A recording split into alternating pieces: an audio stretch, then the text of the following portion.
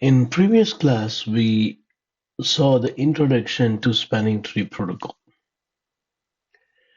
We learned that it prevents loop. We also learned it is enabled by default. We also learned the negative side of STP.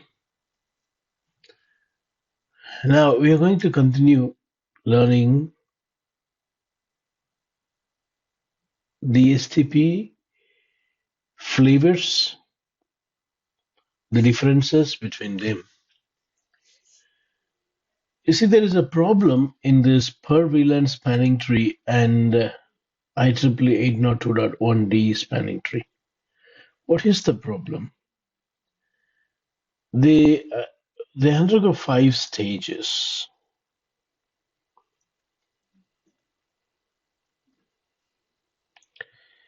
The first stage, as we all know, when the port is administratively down, it cannot work. And then when we bring the interface up, it'll undergo a stage called listening. And this listening stage is for 15 seconds.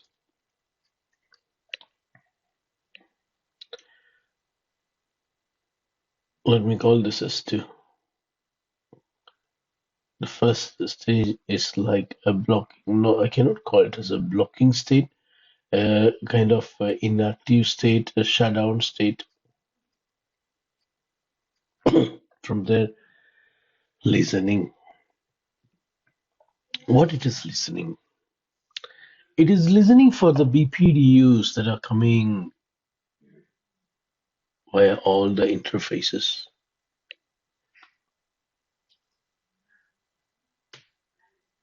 All the ports that you say unshut, they're all listening now for all the BPDUs to analyze it. But this is not the forwarding state. You see, during this 15 second, no traffic can go through this port. So when a port is up, immediately it is not ready for use. That is what you should understand here. For 15 seconds,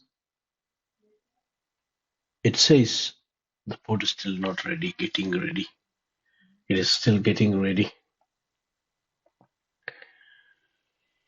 And now, after listening to the BPDU, now only after this, it starts learning. Learning those MAC addresses that's supposed to pass through the switch. That's another 15 seconds. Even now, there is no possibility of packet getting passed through this port. You see, you say no shutdown long back. It's almost 30 seconds. Even now, it is still not ready, not yet ready. And then it goes to the forwarding state.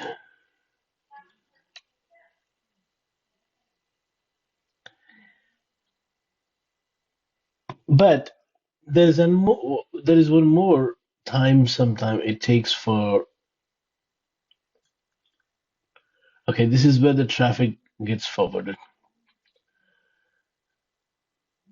But this is when you say unshut. But when a link failure happens, for example,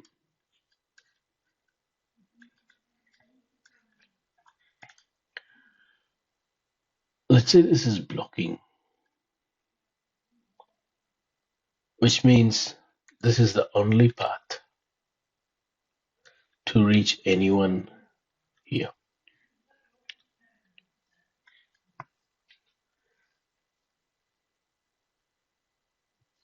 When this link fails,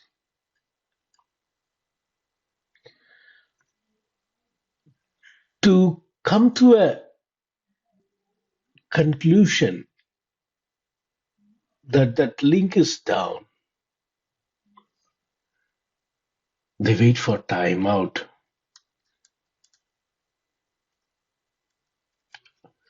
of BPDU timeout of 20 seconds.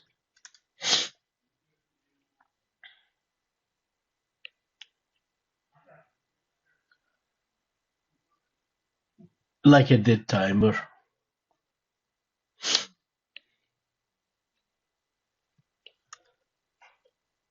You see, if a link fails 20 seconds and then listening to the new topology, curiously looking for who is going to be the new new root switch, and which port will be a root port. All those listening happens here by collecting all the BPDUs.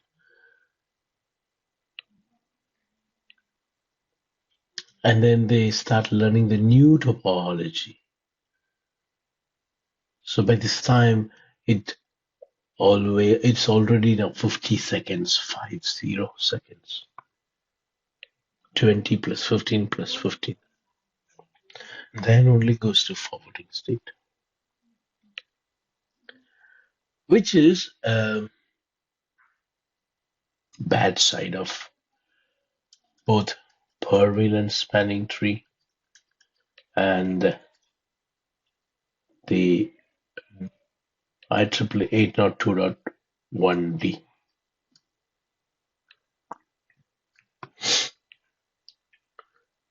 Slow to converge.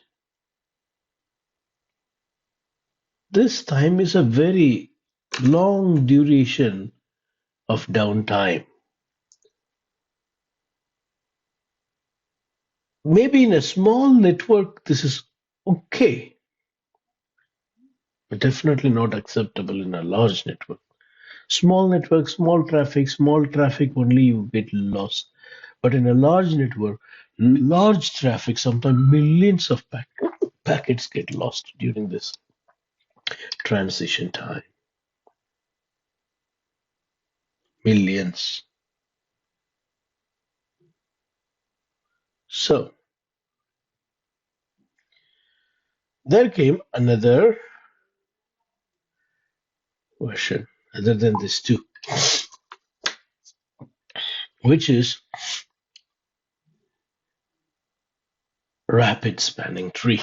But before I move on to rapid spanning tree, I'd like to also mention one important difference between this per-VLAN spanning tree and IEEE 802.1d, which we learned in the previous class. What is that? With per-VLAN spanning tree, you can do manual load balancing. For example, the same topology.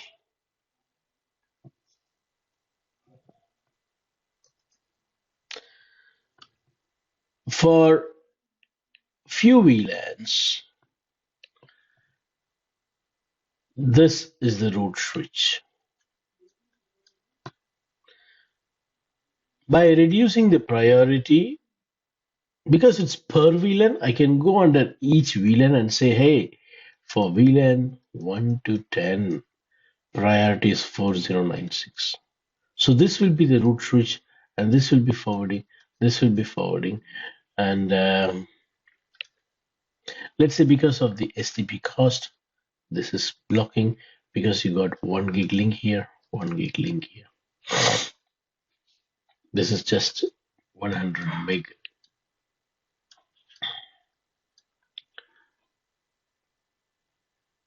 This is the root port. This is a designated forwarding port. This is also a root port because the cost is low. 4 plus 4 is 8 for the switch to go. If it goes this way, it is 19.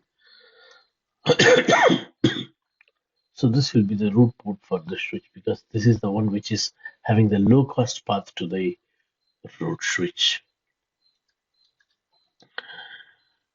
But what I do is I go to this switch and I say, hey, buddy, for VLAN 1 to 20,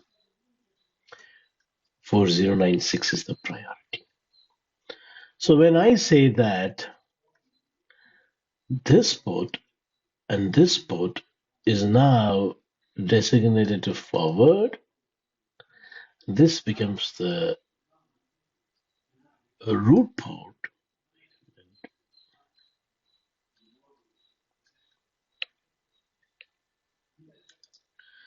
This becomes the root port, and this is also a root port. And now the blocking may be here or in the same place, but this is not the right topology to explain the load sharing. Let us take 4 switch scenario. Okay.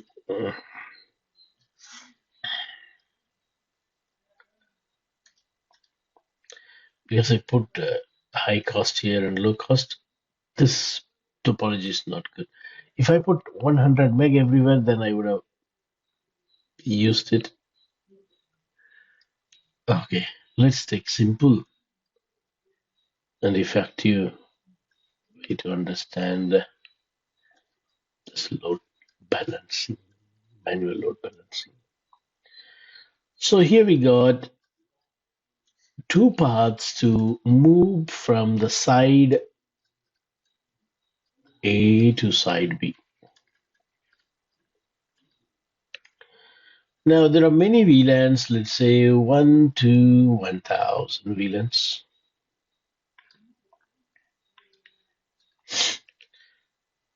And the STP election process have found that this port need to block. So the reason may be here it is 4096, the priority. Whereas in all other switches it is 32768.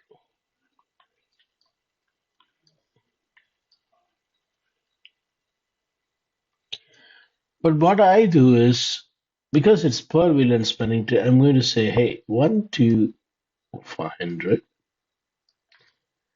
For these VLANs, only 4096. And I go here and I say 501 to 1000, 4096.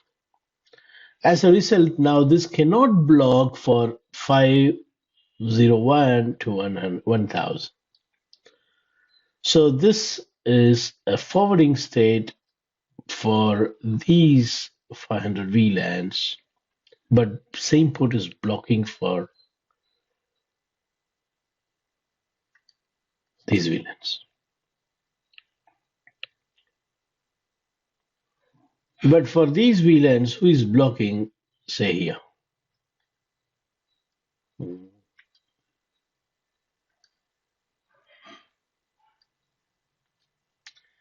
There's a block here.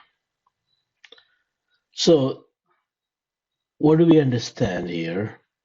For 500 VLANs, 1 to 500, traffic cannot go the down path. 1 to 500 cannot go this way, which means it goes via the upper path. And 1 to 500 and 1 to 1000 cannot go this way. It has to go via the below path. This may not be a equal traffic load sharing. This is just VLAN based load sharing. We do not know how much volume of traffic these two groups send. It's not based on the volume of traffic. It's manual load sharing using VLANs by simply changing the port priority.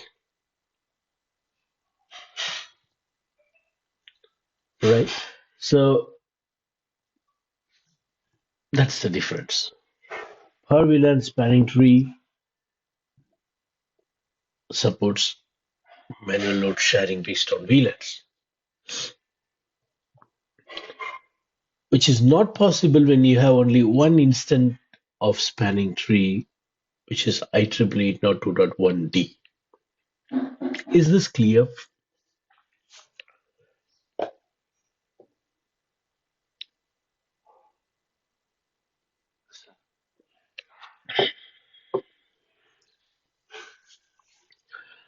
Okay, let us move on to the topic of the day, rapid spanning tree protocol. As the word says here, rapid, the drawback of the previous versions that we learned is rectified.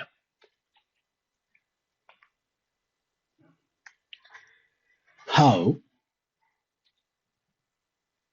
By avoiding those unnecessary state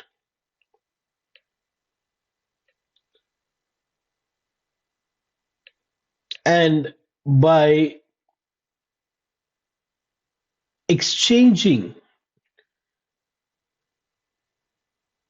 a new method, new conversation called proposal and agreement, they detect the change of topology much faster.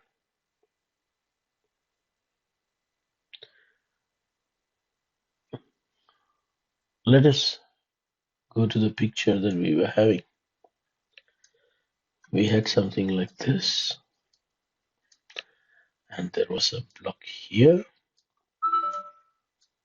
like this.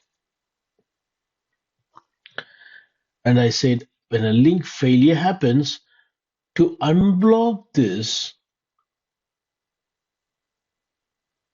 the switch should know that the BPDU from this portion is no more going to come. How it decides? It waits till the timeout happens. How much second? 20 seconds. After the timeout, listening 15 seconds, learning another 15 seconds, and then the role change happens. So it can take somewhere around 30 to 50 seconds, sometimes much more than that, depending on the size of the topology.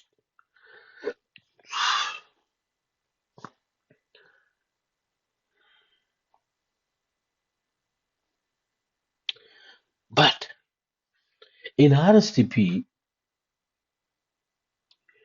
you don't wait in listening and learning. We totally avoid those two steps. The two state of transaction is totally avoided. That reduces the time that is needed for the port to forward the traffic whenever change happens. How is that possible? As soon as a link failure is detected, who is going to detect? Switch 1 is going to detect. Switch 2 is going to detect. Can switch 3 detect? No. Switch 3 is no way connected directly to the link which is getting failed there. These two switches which is detecting the failure, they update the neighbor immediately. It is not switch 3 waiting for the BPDU and getting timed out, then deciding by itself. It's not switch 3. Switch 3 is no more the one who who decides everything by its own. The previous method, switch 3, have to decide by its own to make the blocking as forwarding. Whereas here, when a failure is detected in switch 1 and switch 2, they send the proposal to the neighbor. This proposal updates the topology change to the neighbor. As soon as R3 switch 3 accepts this proposal, it immediately makes that blocking port into forwarding state. Immediate. As soon as the proposal comes from the neighbor, switch 3 agrees to the change, which is notified as an update in the proposal.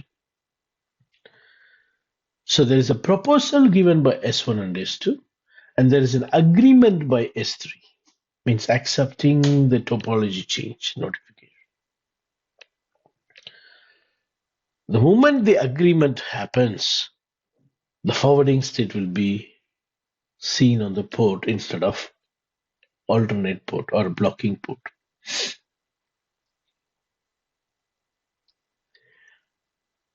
Why they don't need to learn now? Earlier there was a learning state where MAC address are here they don't learn anything because in the beginning when this was decided to be a blocking port, switch 3 already learned that if I need to switch myself as forwarding state, what all MAC address I have to forward, it already knows. Currently, I'm blocking the traffic for these MAC address, but when an agreement comes, when a proposal comes and when I agree to it, I have to swap all those MAC address which was going this way to this way. I have to swap. I have to use those MAC address. It already knows this guy is already keeping track of it. So as soon as the topology change update comes as a form of proposal by those switches which experience the link failure, switch 3 agrees on it and pushes the traffic via the newly forwarding state, the port where the role change has newly happened. This is not going to take 1 second.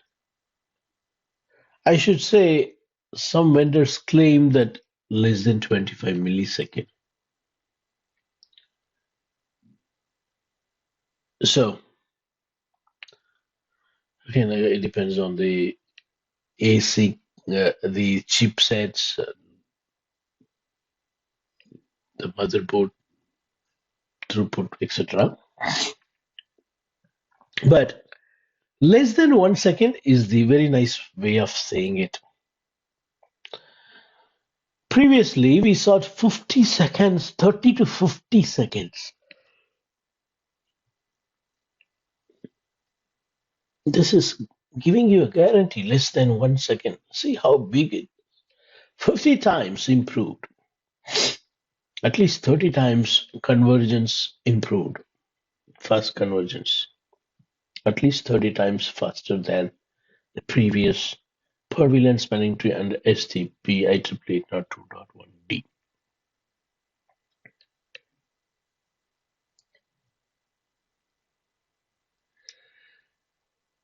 You need to understand only this point. The normal STP, it takes a long time. For what? To detect the change and then react. Why? Because it is waiting for the max age time to expire. That is 20 seconds. And then it has to again listen, learn 15 seconds. Here, that is totally avoided by proposal and agreement.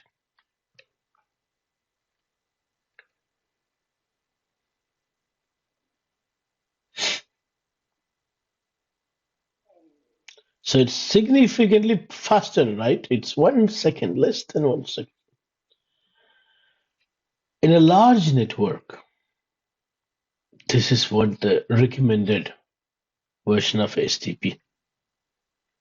Very few packets you will lose if even in a large network. You see, this is the default STP in some vendors like Huawei switches and some high-end switches. RSTP is the default. In Cisco, it is per VLAN spanning tree plus, but you can easily switch to RSTP.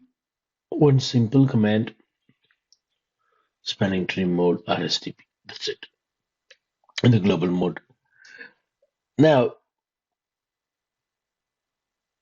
we have learned three different spanning trees. The configuration side we have not seen it. We'll do that later. Let us move on to the fourth one, which is called as MST.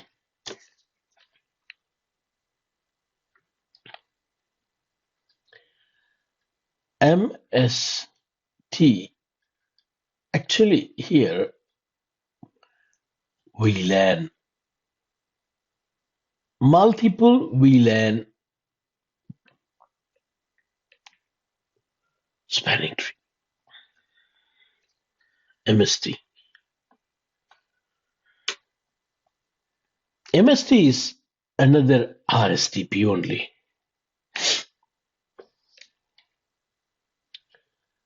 MST is RSTP.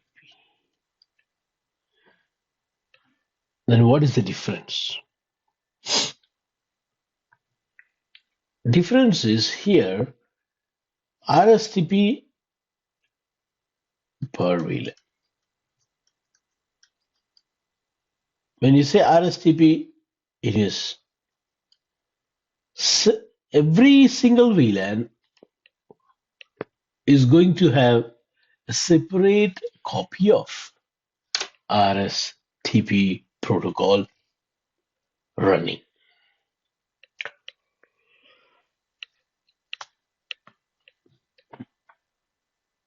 For each VLAN, there is one fast running rapid spanning tree. More the VLAN, more CPU because it's fast. And more VLAN, more.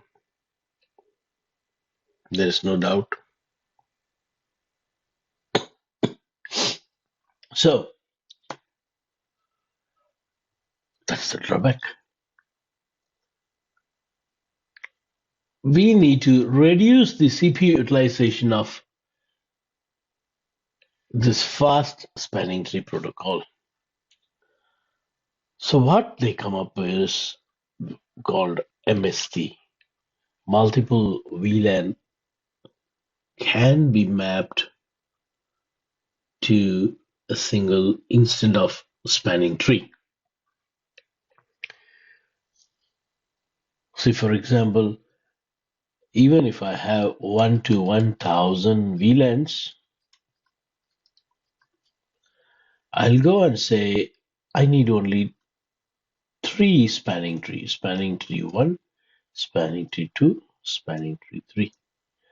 In this spanning tree, I'm mapping VLAN 1 to 450. In this VLAN, I'm going to in this second copy of spanning tree, copy instance, both are same. In the second instant of spanning tree, I'm going to map 451 to, let's say, 800. And then in instant 3, I'm going to map 801 to 1000.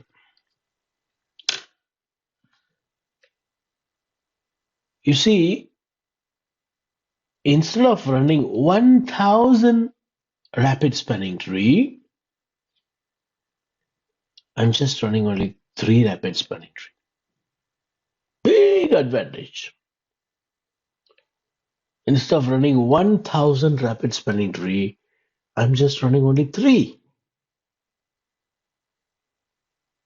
which is going to have a very, very positive impact on CPU and improving the efficiency of your layer 2 topology.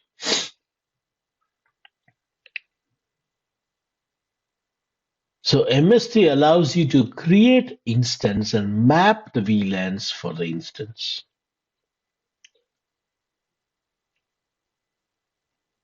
All other stories that you learned in rapid spanning tree is applicable for MST. When you enable MST, automatically this rapid spanning tree gets enabled. The only difference is it will not be PVSTP. It will not be per VLAN rapid spanning tree. When you don't create instance, and map, you simply enabled MST. What happens? Instant 0 with all VLANs will be there. So there will be only one spanning tree when you don't create instance and map,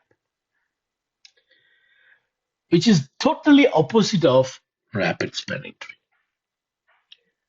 MST, just instant 0, only one STP when you don't create instance and map VLANs. Whereas rapid spanning tree, as soon as you enable rapid spanning tree, it is going to create as many number of VLANs. Rapid spanning tree as many number of the number of VLANs that you have.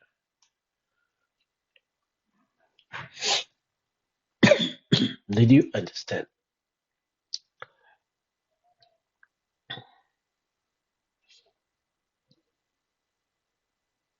All right.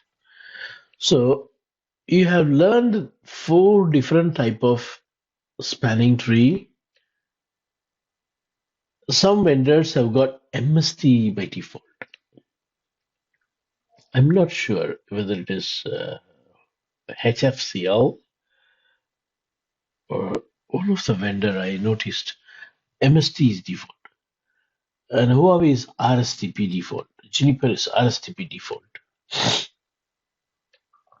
Cisco is per VLAN spanning tree default.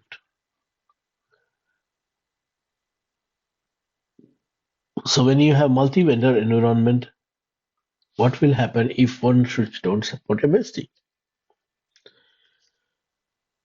Let's say one of the switch don't support MST, but you are running MST here.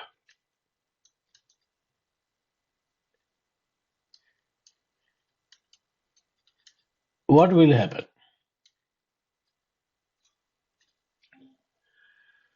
Okay, but anyway, even though this don't run MST,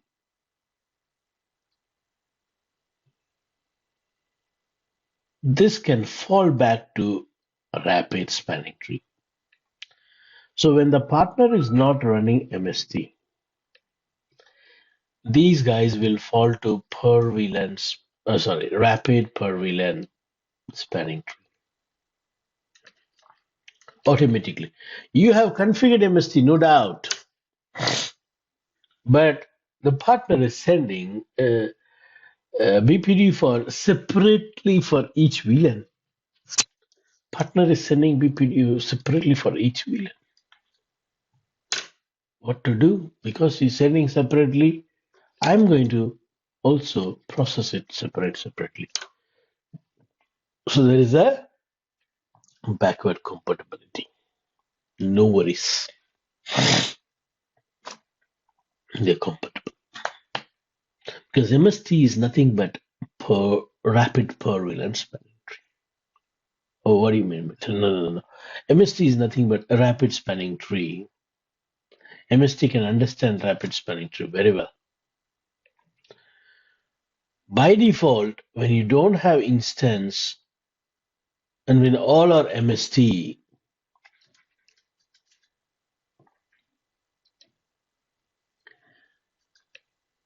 there will be only one single rapid spanning tree running. Only one rapid spanning tree running. Okay. So MST configuration, when you configure on one switch, it should be same on the other two switch. No change. Whenever you do some change later days to your MST, later days, you come back and do some changes. For the change to take effect, we used to give a revision number. And that revision number you have to go and apply it on every switch individually, which we'll be seeing in the lab.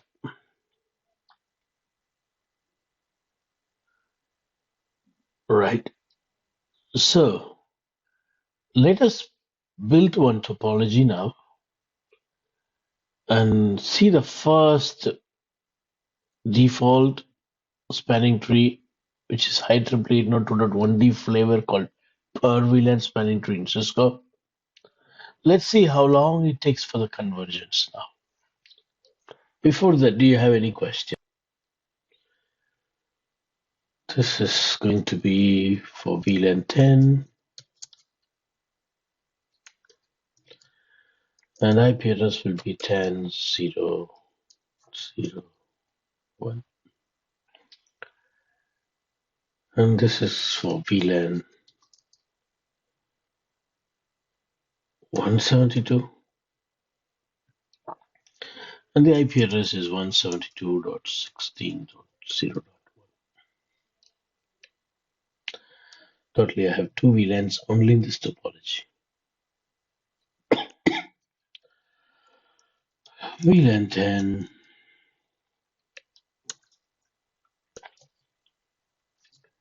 10.0.0.2, VLAN 172,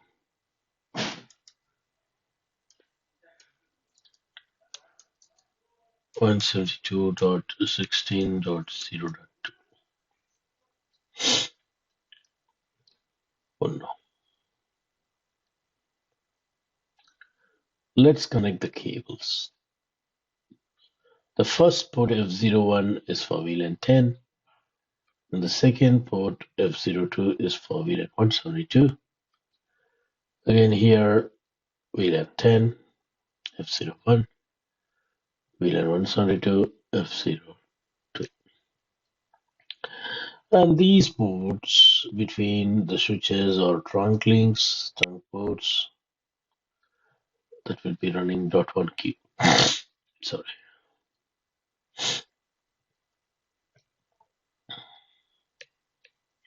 Done. First thing, bring the host up. Let's put the IP address on the host.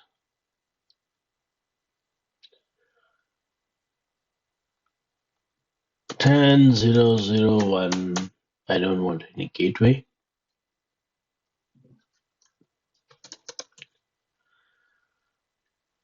And then 172.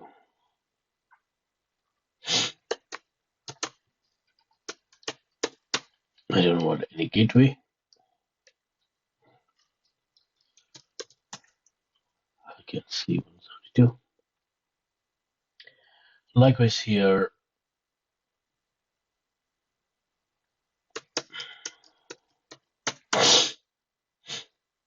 Mhm.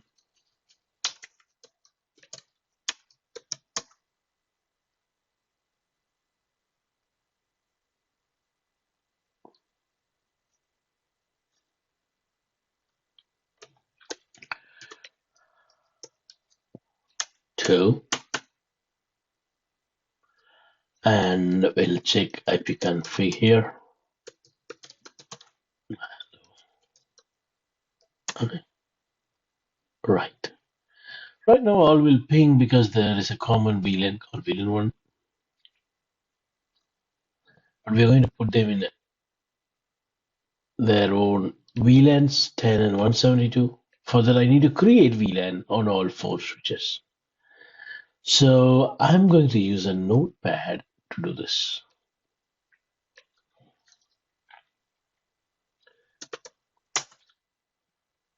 Mhm.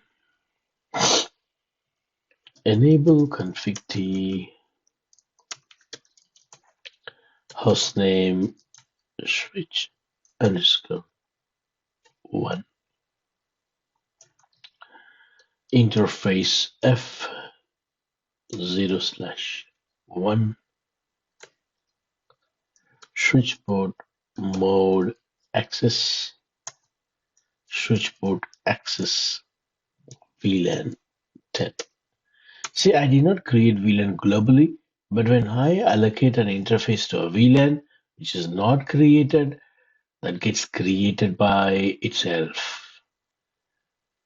Interface f0/2 switch port mode access switch port access VLAN 172 and I'm not sure the packet tracer can support end exit write to memory copy. This goes on this one.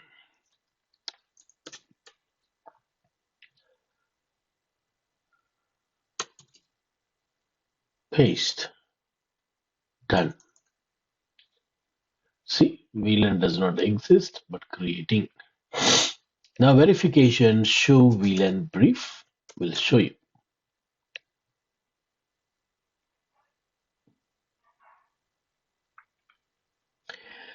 And we also want this 3 and 4 to be trunking. This 3 and 4. So let's finish that in the same notepad. Right after this, interface range f0/3-4 switch port mode trunk. All right, I'll paste it now again one more time with this trunk configuration. It is done. Now if you go and check show VLAN, you will not see that 3 and 4 because it is right now trunking. If you want to see that port, you can see this by typing show IP interface trunk. Show interface trunk, not IP. 3 and 4 are trunking. Next, for switch 4, same configurations. So go to switch 4. This is switch 4.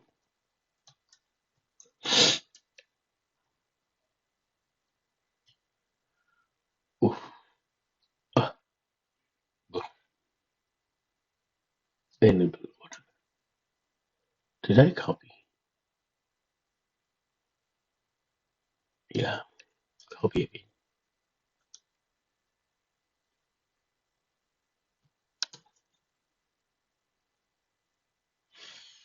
Interface. Correct. Try it again. Boom. Works now. Let's verify by typing show VLAN brief. You can see those 2 ports, member of VLAN, and 3 and 4 missing. Cool. Now, I have to create the VLANs in this to switch. Even if you don't configure trunk, it is okay because the other side is coming and negotiating. So, I'm going to use the same notepad. This is for switch 2.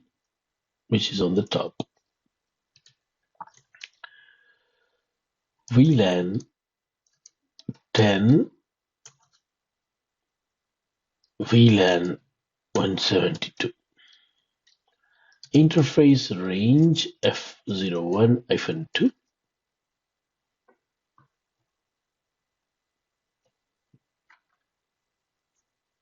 Switchboard mode access. Switchboard access switchboard mode trunk.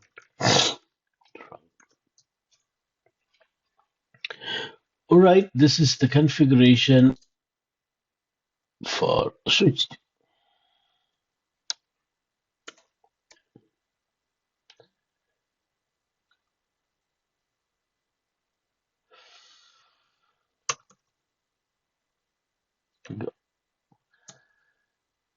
And now this switch, which is switch 3,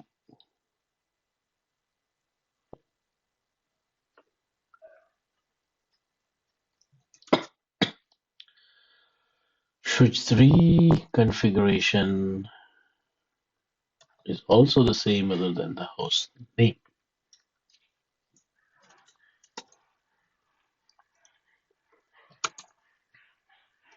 Done. So we have all our devices ready to support us.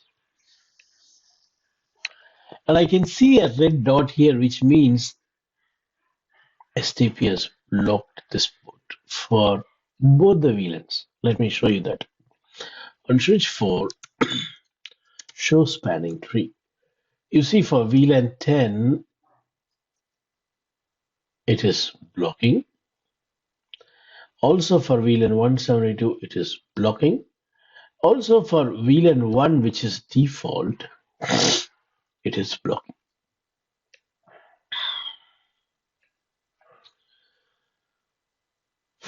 Per VLAN spanning tree.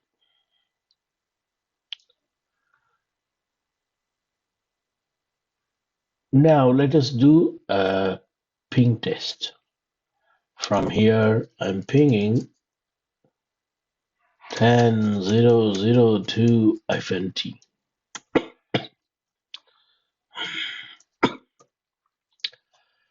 Oof, this may not accept like this. You need to put it in different. All right, this is pinging.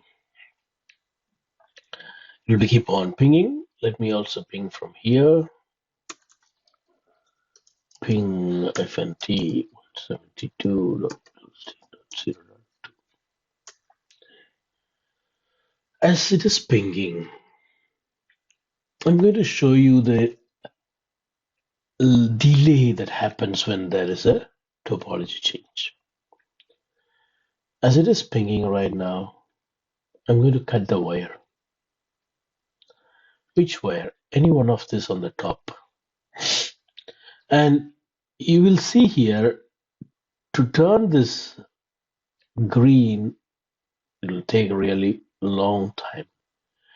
So we'll see for one particular VLAN, let's say for VLAN 10. It's blocking. You see how long it's going to take to make it a forwarding F04.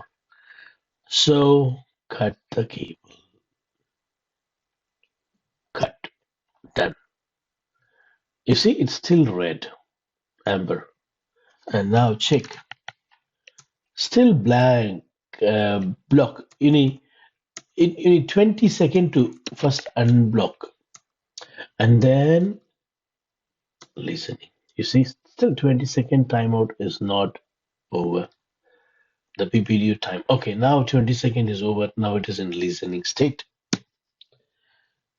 Listening to the new topology, PPDU. Listening. Now learning MAC addresses according to the new change. Still not it is forwarding. It's still not forwarding any traffic. Still the traffics are being blocked.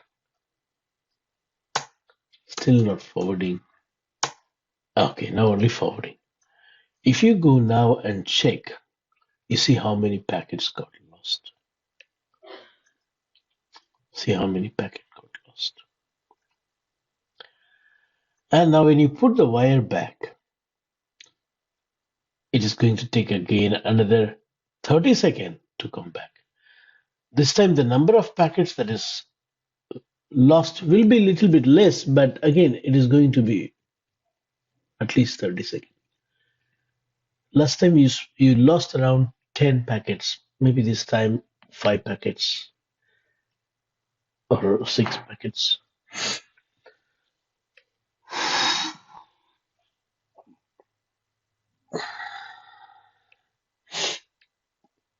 A new topology change. Look at this, almost 5 packets lost.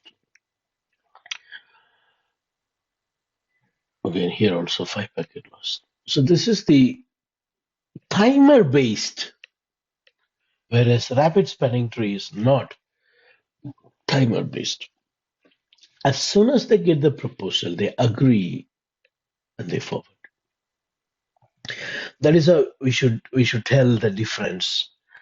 The classical spanning tree IEEE 802.1d and per-VLAN spanning tree, they are timer based. Whereas rapid spanning tree is not. They use the proposal and they agree on understanding the new topology. They agree and put the port to forwarding state. Very quick in decision making. So what is that coming in the next lab is the next class is a lab about per-VLAN spanning tree load balancing. We'll change the priorities and do load balancing. And then we will go to rapid spanning tree. Okay, so we have just tested the timer based STPs, both .1d and per-VLAN spanning tree. And per-VLAN spanning tree and .1d. These two timer based and they are very slow, 30 to 50 seconds, sometime more. In that same timer based, the .1d, IEEE 802.1d is only one instant. You cannot do load balancing. Whereas per-VLAN spanning tree has got the benefit of manual load balancing, which we have to test. We'll do in the next class. Any question?